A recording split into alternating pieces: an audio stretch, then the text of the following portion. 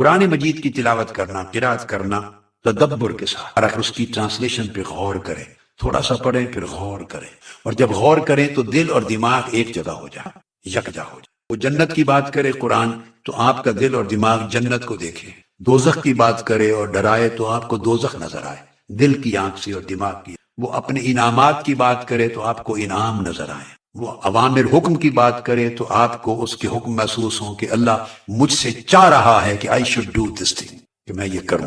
منع کرے تو آپ فیل کریں کہ مجھے منع کر رہا ہے کہ I shouldn't do this thing۔ جو جو پڑھیں اس کو اپنے من پر فیل کریں، جو قرآن مجید کی تلاوت کریں اس کے معنی کو وارد کریں اپنے اوپر، خواہ آپ ایک صفحہ ہی پڑھ سکیں، ایک رکوع ہی پڑھ سکیں، بس۔ کوانٹیٹی ثواب دیتی ہے، دل کو زندہ نہیں کرتی، کوالٹی زندہ کرتی ہے۔ قرآن مجید کا مطالعہ کریں تو دیکھیے اس طرح دل کیسے زندہ ہوگا۔ یاد رکھ، ثواب کرنے سے صرف ثواب کی طرف سے نہیں، کثرت سے پڑھتے جائیں تو تراویح کی نمازیں بھی زندگی گزر گئی پڑھتے، قاری بھی حفظ قرآن کرتے ہیں، ختم قرآن کرتے ہیں، شبینے ہوتے ہیں، روز تلاوتیں ہوتی ہیں، اس سے ثواب ضرور ملتا ہے۔ کیا مردہ دل زندہ نہیں ہوتے؟ مردہ دلوں کو زندگی کی طرف لانا اور دل کے حال بدلنے کی ضرورت ہے۔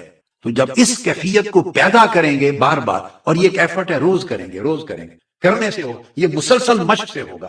یہ ایسا نہیں ہے کہ کوئی وظیفہ دے دوں کہ اس تسبیح کو کریں تو ہو جائے، نیور ہیپن۔ بے شک آدھا صفحہ پڑھ رہے ہیں، ہاف اے پیج، 10 ورسز، کوئی ایک سبجیکٹ ہے، جتنی ورسز بھی ٹائم ہو پڑھیں، مگر اس کے معنی کو پڑھیں اور جسٹ اسٹاپ دیر، پڑھتے نہ چلے جائیں، تھوڑا سا پڑھیں اور اس کے پھر تدبر کریں، رک جائیں۔ You should ponder into it, اس پہ غور کریں، اور جب غور کریں تو ایسے پھر غور کریں، پھر تھوڑی دیر آنکھ بند کر لیں، جو پڑھا ہے، جو تصور بیان ہوا ہے اس کو اپنی نگاہوں میں، دل میں تصور کو دیکھیں، نور ہوگا، پھر تصور کریں، نور ہوگا، اللہ کی قربت ہوگی۔ وہ قربت کیسے ہوگی؟ اس کو جو سمجھ میں آتا ہے، اس کو تصور میں ایسی قربت ہوگی۔ اللہ راضی ہوگا، وہ راضی ہوگا تو کیسے رضا ہوگی؟ وہ خوش ہوگا، کیا کرے گا؟ بس اس پلیئر کو جو بھی سمجھ میں آتا ہے اس کو فیل کرے۔ جیسے آپ کا شیخ خوش ہوتے ہیں آپ سے تو آپ کی کیا فیلنگ ہوتی ہے؟ جیسے ماں اور باپ خوش ہوتے ہیں آپ کے عمل سے، آپ کی فیلنگ کیا ہوتی ہے؟ جب اور بڑے دنیا خوش ہوتی ہے، آپ کی فیلنگ کیا ہوتی ہے؟ تو اس فیلنگ کو اندر سمائیں اور پھر دیکھیں۔ اللہ نے فرمایا کہ اس سے اللہ راضی ہوتا ہے، تو اللہ کی رضا کی فیلنگ کو لیں، محسوس کریں، ڈوبیں، جو پڑھیں تھوڑا سا حصہ اس کے تصور کو سمجھیں، آنکھیں بند کریں، پھر اس کو اپنے اندر اتاریں۔ یہ ہے تدبر اور ترتیل سے پڑھنا۔ اور ترتیل میں صاحب آہستہ جب پڑھیں تو ہلکا ہلکا ساتھ گنگنائیں، ترنم تغنم، اپنے آپ ہر بندے کی اپنے من کو راضی کرنے کے لیے ایک سر ہوتی ہے، تھوڑا سا گنگنائیں، مگر وہ کام تھوڑی دیر، آدھا گھنٹہ لگا لیں، 20 منٹ لگا لیں، تنہائی میں کیا کریں، ساروں کے سامنے نہیں گنگنا سکتا۔ تو پڑھے، غور کرے، پھر آنکھیں بند کرے، پھر گنگنائے اس لفظ پر۔ تو یہ اس قرآن مجید کو محبوب کا خط سمجھ سے اس سے دل کا تعلق جوڑے۔ یہ ہے طریقہ، دل کو جو تلاوت زندہ کرنے کی طرف لے جائے اور منور کرنے کی طرف لے جائے۔ جب قرآن پڑھیں تو سمجھیں اللہ کی صحبت میں بیٹھے، جب قرآن پڑھیں اس طرح پڑھیں، میں نے جو سمجھایا کہ اللہ کی صحبت میں بیٹھے، یہ آپ کے دل کو نور دے گا اور زندگی دے گا۔ قرآن، ہم نے قرآن کو اس اینگل سے کبھی غور نہیں کیا کہ قرآن کیا ہے۔ کوئی چیز اس کائنات میں اس وقت ایسی موجود نہیں جو من و عن، لفظ و حرف کے اعتبار سے اور اپنی کامل ترتیب و ترکیب کے اعتبار سے اسی شکل میں ہو جیسے زبان مصطفیٰ سے نکلی تھی۔ میری بات آپ سمجھیں، کوئی شے دنیا میں نہیں ہے سوائے دو چیزوں کے، ایک قرآن اور ایک حدیث۔ قرآن کی حفاظت اللہ نے کی خود، اور حدیث کی حفاظت کا اہتمام اللہ رب العزت نے حضور کی امت کے ائمہ کے ذریعے کرایا۔ انا نحن نزلنا الذکر وانا لہ لحافظون۔ اب اس کی حفاظت ہو گئی۔ اب آپ ذرا سوچئے، آپ چاہیں کہ کوئی ایسی چیز ملے کہ آقا علیہ السلام کے، اب آقا علیہ السلام کے لب مبارک تو آپ دیکھ نہیں سکتے، آواز مبارک تو آپ سن نہیں سکتے، میری بات سن رہے ہیں؟ ظاہراً صحابہ کرام کی طرح اس مجلس میں تو آپ بیٹھ نہیں سکتے، چہرہ انور اس شان کے ساتھ تو آپ تک نہیں سکتے، سوائے اس خوش نصیب کے کہ جسے خواب میں جلوہ نصیب ہو، یا اس خوش نصیب کے کہ جو بڑے کم کے جسے حالت بیداری میں کچہری نصیب ہو جائے۔ یہ تو انقا چیزیں ہیں، عقل چیزیں ہیں، لہذا کوئی خوش نصیبی وہ دستیاب نہیں ہے کہ آقا علیہ السلام کے چہرہ انور کو آپ ان آنکھوں سے تک سکیں، آواز مبارک کو ان کانوں سے سن سکیں۔ کوئی چیز جس کو آقا علیہ السلام نے چھوا تھا اسی حیات میں وہ پڑی ہو آپ ہاتھ میں لے سکیں، کوئی چیز جو آقا علیہ السلام نے دی تھی اسی حیات میں موجود ہو کہ آپ اس کو لے سکیں۔ ہاں ایک قرآن ہے، ایک لفظ اور ایک حرف کے بھی فرق کے بغیر قرآن مجید کے کلمات، قرآن مجید کی آیات، اس کے الفاظ، اس کے حروف، ایک ایک حرف و لفظ وہی ہے جو زبان مصطفیٰ سے نکلا تھا۔ اور کتنی خوش نصیب ہے امت محمدی کہ جس طرح حضور نے پڑھا اسی طرح آج آپ کے پاس قرآن کی شکل میں ہے۔ آج جب پڑھتے ہیں الف لام میم ذالک الکتاب لا ریب فیہ، تو خدا کی قسم یہ وہی کلمات اسی ترتیب و ترکیب سے پڑھتے ہیں جیسے مصطفیٰ نے پڑھے تھے۔ تو آپ گویا تلاوت قرآن کر کے مصطفیٰ کریم کے پڑھے ہوئے کی نقل کر رہے ہیں، وہی کلمے پڑھ رہے ہیں جو حضور نے پڑھ کے صحابہ کو سنائے۔ یہ وہ قرآن ہے، یہ وہ قرآن ہے جو جبرائیل امین لے کر آئے اور قلب مصطفیٰ میں محفوظ رہا۔ یہ وہ قرآن ہے جو حضور کے لبوں سے ادا ہوا، اور پھر یہ وہ قرآن ہے جو اللہ رب العزت کا کلام ٹھہرا، جس کو اس نے لوح محفوظ پہ رکھا، پھر اس قرآن کو اس نے بیت العزت میں اتارا، پھر اس قرآن کو جبرائیل کے ذریعے 23 برس تک بھیجتا رہا اور حضور کے قلب اطہر میں محفوظ ہوتا رہا، پھر زبان مصطفیٰ سے ادا ہوتا رہا۔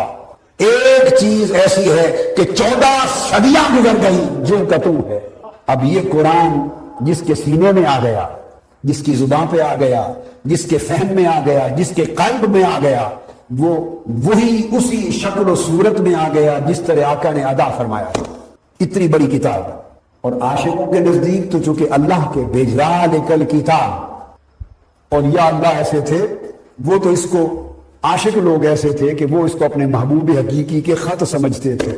رسالہ عربی میں خط کو کہتے ہیں، پیغام کو کہتے ہیں، اس لیے خط کو بھی رسالہ کہا گیا ہے۔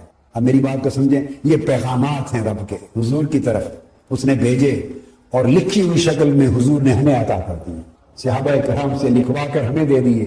رب نے جو حضور کو پیغام بھیجے، حضور نے امت کو سنا دیے جو اس وقت تھی اور جو قیامت تک آنے والی امت کے لیے لکھوا دیے۔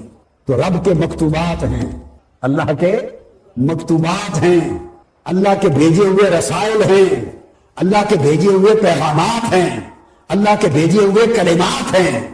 یہ وہی کلمات کبھی اس کی لوح محفوظ میں رہے اور کہیں لوح مصطفیٰ میں رہے، قلب لوح قلب مصطفیٰ میں رہے۔ آج ہم جب اس قرآن کو رکھیں اور پڑھیں گے تو امام احمد بن حنبل رضی اللہ تعالیٰ عنہ سے کسی نے پوچھا کہ اللہ کے سب سے زیادہ قریب ہونے کا کوئی وظیفہ کیا ہے؟ فرمایا اللہ کا کلام، اس کو جتنا پڑھو گے اتنا اللہ کے قریب ہو جاؤ گے۔ تو عالم خلق میں اگر رسول کو خدا نہ بنائے کوئی شخص، کیا رسول کو معبود نہ بنائے، عقیدہ نہ رکھے، معبود نہ بنائے، خدا نہ بنائے، تو پھر جو چاہے شان مصطفیٰ میں کہتا رہے، جو چاہے بیان کرے، وہ کم ہی ہوگا، وہ الٹا حق بھی ادا نہیں ہوگا شان مصطفیٰ کا۔ بڑھانے کا تو تصور ہی غلط ہے۔ بڑھانا کیا ہے؟ ہاں بڑھانا، کسی کی شان کو بڑھانا کہاں استعمال ہوگا؟ کوئی میرے بارے میں مبالغے کی بات کر دے، ایسی بات کر دے جو میں نہیں ہوں، تو کہا جائے گا بڑھا دیا۔ ہاں یہ سچ ہے۔ کوئی ماں باپ کے بارے میں وہ کچھ کہہ دے جو وہ نہیں ہے، تو کہہ دے ٹھیک ہے بڑھا دیا۔ کوئی اپنے پیر و مرشد کے لیے وہ کچھ کہہ دے جس کا حقدار وہ نہیں، تو سچ بات آپ کہہ سکتے ہیں کہ شان بڑھا دی۔ بھائی ہر ایک کے لیے بڑھانا ہو سکتا ہے، ایک ہی ذات ہے پوری مخلوقات میں جن کے لیے بڑھانے کا لفظ نہیں، اور وہ ذات مصطفیٰ ہے صلی اللہ علیہ وسلم، بشرطے کہ آقا علیہ الصلوۃ والسلام کو کوئی معبود اور خدا ہونے کا تصور اور عقیدہ نہ رکھے۔ اور یہ کوئی مسلمان نہیں رکھتا، کوئی مسلمان نہیں رکھتا، رکھ بھی نہیں سکتا۔ یہ ایک بارڈر لائن ہے، بات کو سمجھ لیں بس۔ حضور کو سجدہ کوئی نہ کرے، حضور کی عبادت کوئی نہ کرے، حضور کو خدا کوئی نہ جانے، بس۔ اور یہ کوئی جاہل سے جاہل مسلمان بھی نہیں عقیدہ رکھتا۔ سو آقا علیہ السلام کی جتنی شان بھی بیان کریں، ہر ایک نے سمجھیں، اپنی سمجھ کے مطابق ہی بیان کرنی ہے نا۔ اب میں دوسرا نقطہ سمجھا رہا ہوں۔ جو کچھ آج رات میں بیان کروں گا وہ میں کروں گا قرآن مجید سے، مگر اپنی سمجھ کے مطابق ہی کروں گا نا، اللہ نے جو سمجھ دی ہے اپنے علم کے مطابق ہی کروں گا نا، اللہ نے علم کی جو نعمت دی ہے، تو جو کچھ بیان کروں گا اس کی ایک لمٹ ہوگی، جتنا علم ہے میرا، جتنی سمجھ ہے، جتنا فہم ہے، جتنا مطالعہ ہے، وہ لمٹ ہے، اسی کے اندر ہی بیان کروں گا نا، اس کو کراس نہیں کر سکتا۔ تو میرا علم کیا ہے؟ وہ میری ایک لمٹ ہے، تو جو خود لمیٹڈ ہے وہ حضور کی شان کا حق کیسے بیان کر سکتا ہے؟ جو خود لمیٹڈ ہے، ایک رائی آقا کی شان کے مقابلے میں میرے جیسے کروڑوں اربوں کھربوں لوگ جمع ہو جائیں، اتنا ہی علم، اتنا ہی مطالعہ، اتنی سمجھ، اتنا فہم، اتنی شرح صدر، اتنی تحقیق جمع کر لیں، کھربوں افراد جمع ہو جائیں، وہ سارے مل کر ان کا جو ایگریگیٹ بنے گا علم و فہم کا کل، وہ آقا علیہ السلام کی شان کے اور ذکر کے مقابلے میں ایک رتی کے کروڑویں حصے کے برابر بھی نہیں ہو سکتا، ایک ذرے کے برابر بھی نہیں ہو سکتا۔ تو ہم میں سے کون ہے جو حضور کی شان بڑھا سکے؟ حقیقت یہ ہے، اللہ کی عزت کی قسم، ساری کائنات مل کر آقا علیہ السلام کی جو اصل شان ہے اسے بیان بھی کوئی نہیں کر سکتا، بڑھانا کسی نے کیا ہے؟ وہ شان ہماری سمجھ سے بھی بالا ہے، ہم وہ شان سمجھ ہی نہیں سکے، تو بڑھانا کیا ہے؟ اب مضمون کی طرف تم آگے آؤں گا میں، کیونکہ پھر جب مضمون شروع کروں گا تو صرف قرآن پر بات ہوگی، تو میں ایک اسی بات کی جو بات آپ کو میں نے کہی اس حوالے سے حدیث، دو حدیثیں میں کوٹ کروں۔ میں نے جو کہا کہ ایک لمٹ ہے بس، کہ حضور کو سجدہ نہیں کرنا، یعنی حضور کو معبود نہیں سمجھنا، خدا نہیں جاننا، مخلوق جاننا ہے، عبد سمجھنا ہے، معبود نہیں سمجھنا، بس ایک لمٹ ہے اور کوئی لمٹ نہیں۔ اب حدیث پاک میں آتا ہے، امام احمد بن حنبل نے روایت کیا المسند میں، حضرت انس بن مالک رضی اللہ تعالیٰ عنہ حدیث کے راوی ہیں، امام احمد نے، اور امام احمد بن حنبل شیخ ہیں امام بخاری اور امام مسلم کے، امام بخاری اور مسلم دونوں شاگرد ہیں امام احمد بن حنبل کے، انہوں نے بھی روایت کیا، اور امام دارمی نے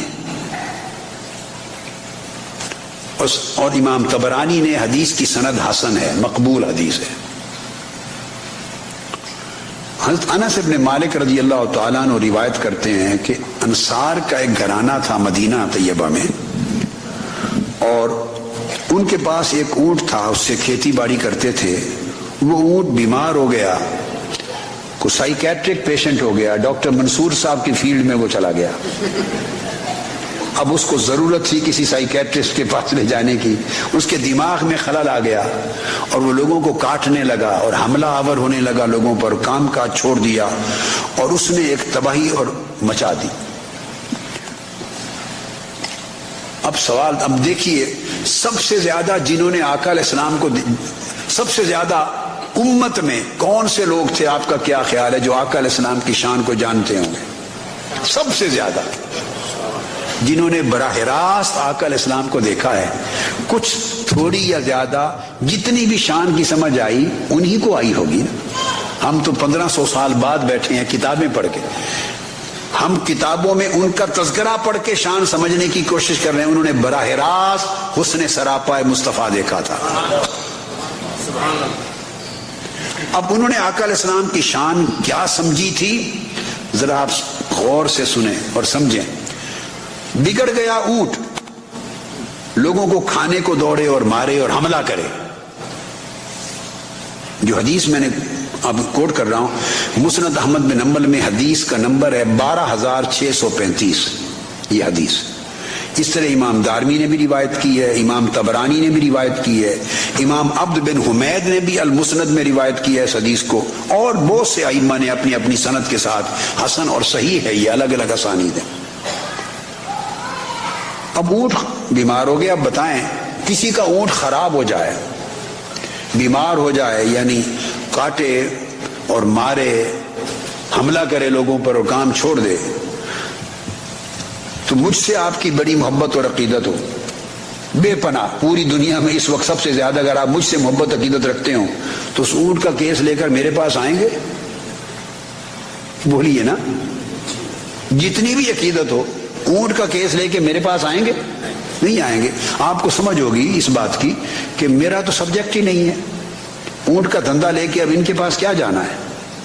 کسی ایسے ہی کے پاس جائیں گے نا جو اس کا علاج کر سکتا ہے۔ میں آپ کو ویژن بتا رہا ہوں کہ صحابہ کرام کا ویژن کیا تھا، آقا علیہ السلام کے بارے میں ان کا پرسیپشن اور کنسیپشن کیا تھا، اسی سے عقیدہ بنتا ہے۔ وہ آقا علیہ السلام کو کیسے دیکھتے تھے؟ بگڑ گیا اونٹ اور وہ انصاری سارا گھرانہ آقا علیہ السلام کی بارگاہ میں پہنچ گئے، یا رسول اللہ ہمارا اونٹ کھاتا ہے، مارتا ہے ہمیں اور بگڑ گیا ہے، آپ تشریف لے آئیے، اونٹ کو سمجھائیے۔ آپ سمجھ آ رہی بات کی؟ آقا علیہ السلام تشریف لے گئے۔ جب تشریف لے گئے تو اس اونٹ کی طرف آگے بڑھے، ان کے احاطے میں حویلی میں گئے، انہوں نے دوڑ کے آقا علیہ السلام کو روکنا چاہا اور عرض کیا یا نبی اللہ انہو قد صار مثل الکلب الکلب، یہ باولے کتے کی طرح ہو چکا ہے، ہمیں ڈر ہے کہ آپ پر بھی حملہ کرے گا اور کاٹ لے گا، تو یا رسول اللہ آپ آگے تشریف نہ لے جائیے۔ وَإِنَّا نَخَافُ عَلَيْكَ صَوْلَتَهُ، یہ انہوں نے کہا۔ اب دیکھیے آگے آقا علیہ السلام نے کیا جواب دیا۔ پہلی بات تو یہ وہیں فرما دیتے کہ بھئی اونٹ کا معاملہ میرے پاس کیا لینے آئے ہوں، میں کیا کروں گا اونٹ کو، نہیں، چلے گئے۔ اور جب انہوں نے یہ بات کہی آقا علیہ السلام نے فرمایا فقال لیس علی منہ باس، نہیں مجھے کچھ نہیں کہے گا، مجھے کچھ نہیں کہے گا، اونٹ ہے بھلے پاگل بھی ہو گیا مگر مجھے پہچانتا ہے۔ تو فرق کی بات ہے۔ آقا علیہ السلام نے فرمایا کہ ایک وقت تھا کہ پاگل اونٹ جانور پاگل ہو کے بھی حضور کی پہچان نہیں گنواتے تھے، آج انسان ہو کر حضور کی پہچان گنوائے جاتے ہیں۔ ایک وقت تھا جانور پاگل ہو کے بھی حضور کی پہچان نہیں گنواتے تھے، آج عقل مند انسان کہلاتے ہیں، عقل مند کہلاتے ہیں اور حضور کی پہچان گنوائے بیٹھے ہیں۔ تو آقا علیہ السلام کا جملہ فرمایا لیس علی منہ باس، مجھے کچھ نہیں کہے گا، مجھے کوئی نقصان نہیں پہنچائے گا۔ تو آگے بڑھے فلما ناظر الجمل الى رسول اللہ صلی اللہ علیہ وآلہ وسلم اقبل نحوہ حتی خر ساجدا بین یدیہ، جب اونٹ نے دیکھا کہ آقا علیہ السلام تشریف لے آئے، وہ دوڑا، دو زانوں ٹانگوں کے بل بیٹھ کر حضور کے سامنے سجدہ ریز ہو گیا، سجدہ کرنے لگا۔ اب آقا علیہ السلام نے کیا کیا؟ آقا علیہ السلام نے اس کی پیشانی کے بالوں کو پکڑا، کوئی دم بھی نہیں کیا، دعا بھی نہیں فرمائی، کچھ کلام بھی نہیں فرمایا، اس کی پیشانی کو پکڑا اور بال پکڑ کے مالک کو بلایا، کہا اسے لے جاؤ کام کرے گا، بس لے جاؤ سیدھا ہو کر کام کرے گا۔ اونٹ غلام بن گیا۔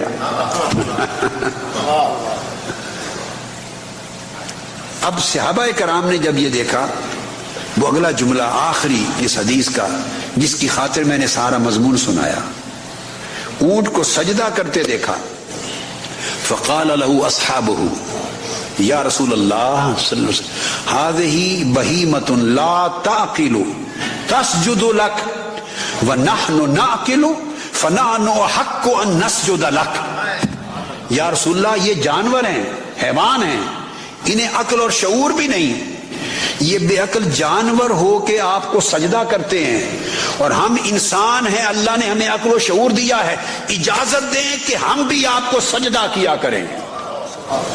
میں نے آپ کو کہا نا کہ ایک ہی حد ہے، بس معبود نہیں سمجھنا، سجدہ نہیں کرنا۔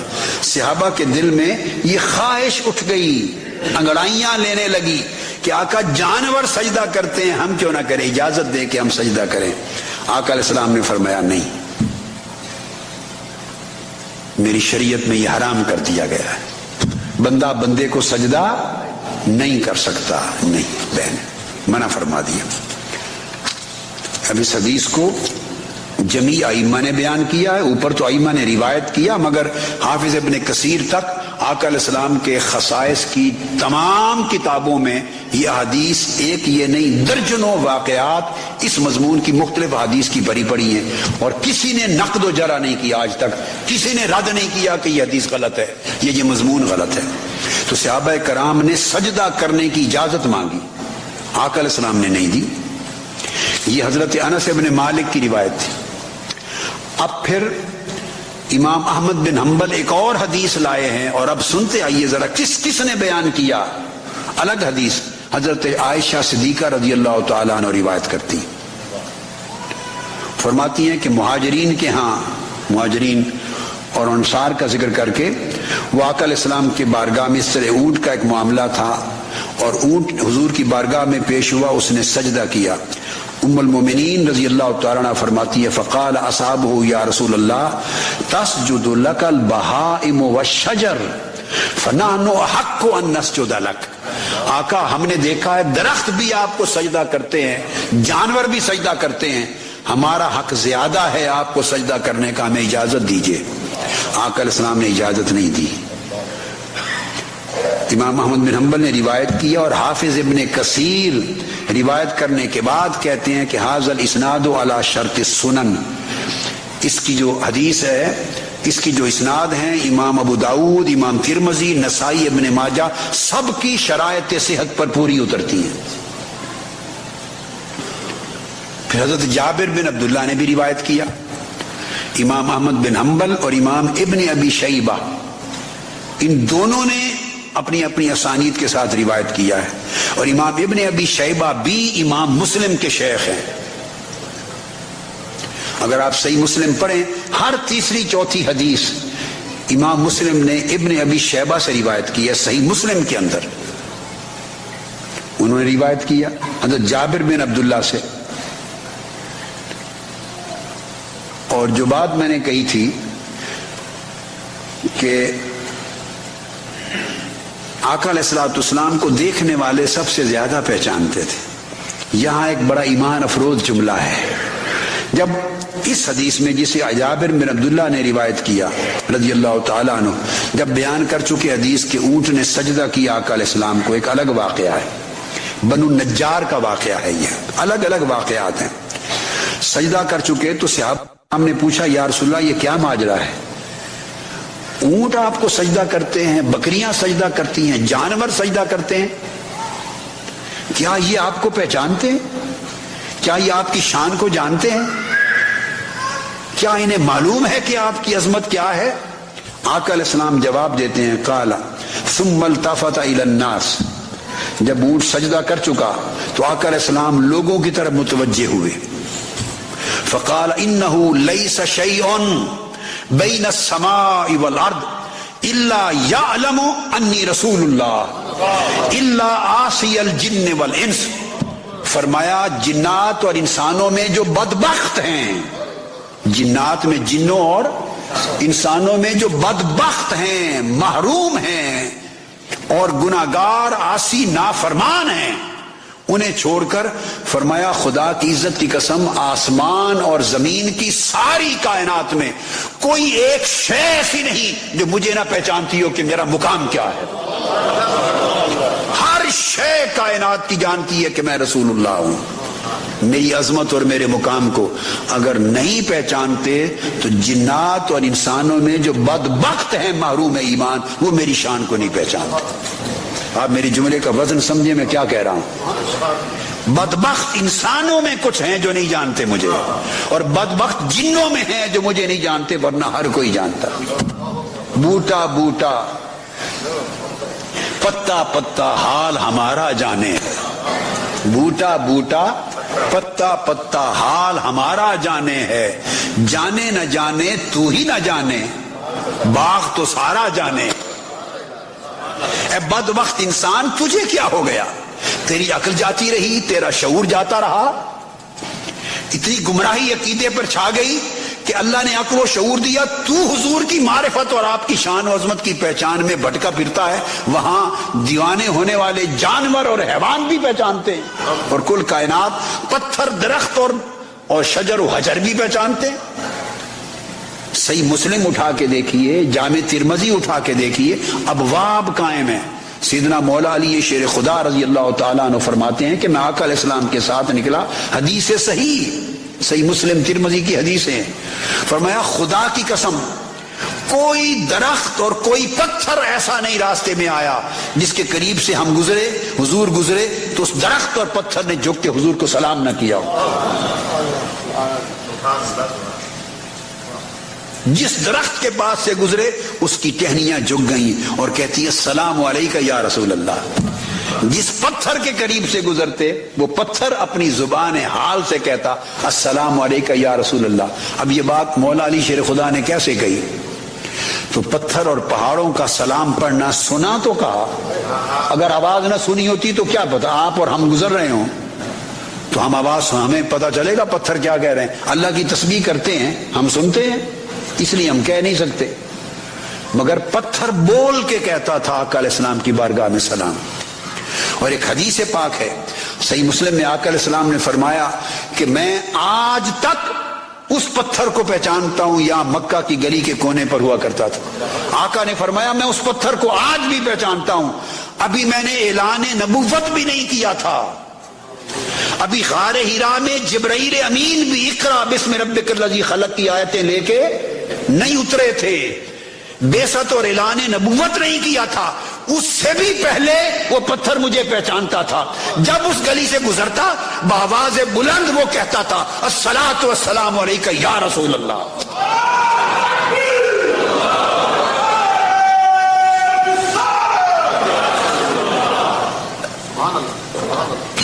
وہ پتھر 1500 سال تک شہر مکہ میں وہ موجود رہا. میں نے بھی اس پتھر کی زیارت کی ہوئی ہے. 1963 تک وہ پتھر موجود تھا, بلکہ 1983, 84, 85 تک بھی موجود تھا. پھر وہ پتھر اٹھا کے اس کو کاٹ کے تو حرم کعبہ کی تعمیر میں لگا دیا گیا. جیسے پورے شہر میں بہت سی عمارات گری اور توسیع ہوئی حرم کعبہ کی, تو اس میں پتھر بھی لگ گیا. تو میں نے کئی بار میں صرف اس پتھر کی زیارت کرنے جایا کرتا تھا, اس کے پاس کھڑا ہوتا تھا. وہ کہیں لگ گیا, اب اس کا پتہ نہیں ہے, بس لوگوں نے بتایا کہ اس کو تعمیر میں لگا دیا. تو آقا علیہ السلام نے فرمایا زمین و آسمان کے اندر سوائے نافرمان اور بدبخت انسانوں اور جنوں کے کوئی شے ایسی نہیں جسے میری معرفت نہ ہو, میرے مقام کی خبر نہ ہو.